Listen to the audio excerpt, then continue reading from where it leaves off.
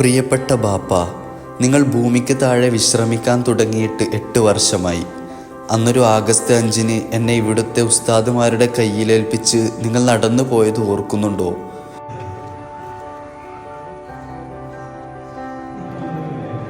ഇന്നേക്ക് 10 വർഷമായി. കാലം ഓടിപ്പോകുന്നതും ഓർമ്മകൾ ചിതലരിക്കുന്നതും എത്ര പെട്ടെന്നാണല്ലേ. ഇവിടുത്തെ കോളേജ് ജീവിതവും അതിനുള്ളിലെ കഥാപാത്രങ്ങളെക്കുറിച്ചുമാണ് ഞാൻ പറയാൻ പോകുന്നത്.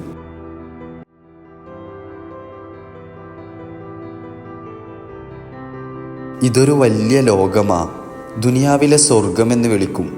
നിങ്ങളെന്നെ കൊണ്ടാക്കിപ്പോയ ആദ്യം ആരും കാണാതെ ഒരുപാട് കരഞ്ഞിട്ടുണ്ട്, അറിയാതെ കുറ്റപ്പെടുത്തിയിട്ടുണ്ട്.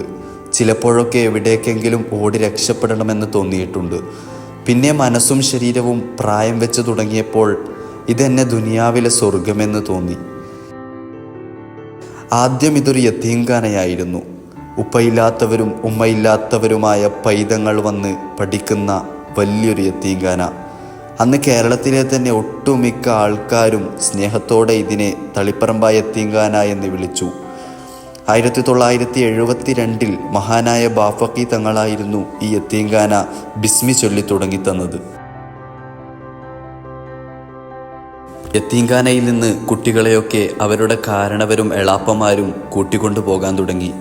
മെല്ലെ 5-6 പേര് മാത്രം ബാക്കിയായപ്പോൾ യതീംഖാന കമ്മിറ്റിക്ക് കീഴിൽ തന്നെ മതഭൗതിക വിദ്യാഭ്യാസം നൽകുന്ന സ്ഥാപനത്തെക്കുറിച്ച് ആലോചിക്കുകയും 4 പതിറ്റാണ്ടിന് ശേഷം 2012 സെപ്റ്റംബർ 12-ന് PKP അബ്ദുസ്സലാം മുസ്ലിയാർ ആ സ്ഥാപനം തളിപ്പറമ്പുകാർക്ക് സാക്ഷാത്കരിച്ചു കൊടുക്കുകയും ചെയ്തു.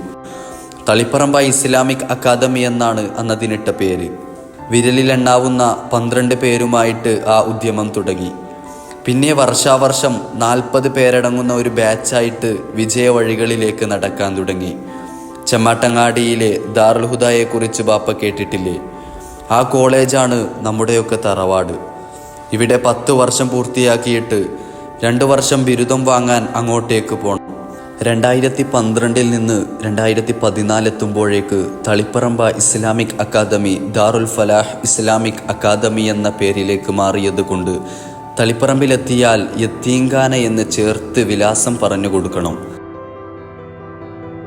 സമസ്തയോടൊപ്പം വളർന്നു വന്ന ഖുവത്തുൽ ഇസ്ലാം അറബി കോളേജിൻ്റെ തൊട്ടടുത്ത് തന്നെയാണ് എൻ്റെയും കോളേജ്. ഇപ്പോൾ 216 വിദ്യാർത്ഥികളും 20 അധ്യാപകരുമായിട്ട് പ്രയാണം തുടരുകയാണ്.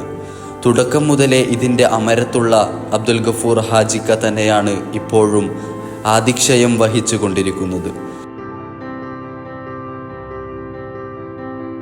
Taliparamba Darul Falah Islamic academy 2012 September 12-ന് ബഹുമാനപ്പെട്ട Darul Huda Islamic university vice chancellor doctor Bahauddin Nadvi ഉസ്താദ്, അതുപോലെ PKP അബ്ദുസ്സലാം മൗലവി, ബഹുമാനപ്പെട്ട ആഷിന്തങ്ങൾ തുടങ്ങിയവരുടെ കാർമ്മികത്വത്തിൽ ആരംഭിച്ച ഈ സമന്വയ വിദ്യാഭ്യാസം ദാറുൽ ഹുദ ഇസ്ലാമിക് യൂണിവേഴ്സിറ്റിയുടെ അഫിലിയേറ്റഡ് സ്ഥാപനമാണ്.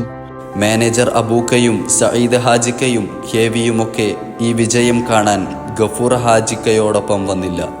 അവരൊക്കെ മണ്ണിനടിയിൽ കിടന്ന് സന്തോഷിക്കട്ടെ. ഇനി എനിക്ക് 2 വർഷം കൂടിയേ ഇവിടെയുള്ളൂ. ഇവിടുത്തെ കൊർഡോബ ലൈബ്രറി ആയിരുന്നു എനിക്ക് ഏറ്റവും ഇഷ്ടപ്പെട്ട ഇടം. അവിടെ അങ്ങനെ നേരം വെളുക്കുവോളം തടിച്ചതും കനം കുറഞ്ഞതുമായ പുസ്തകം വായിച്ചിരിക്കും.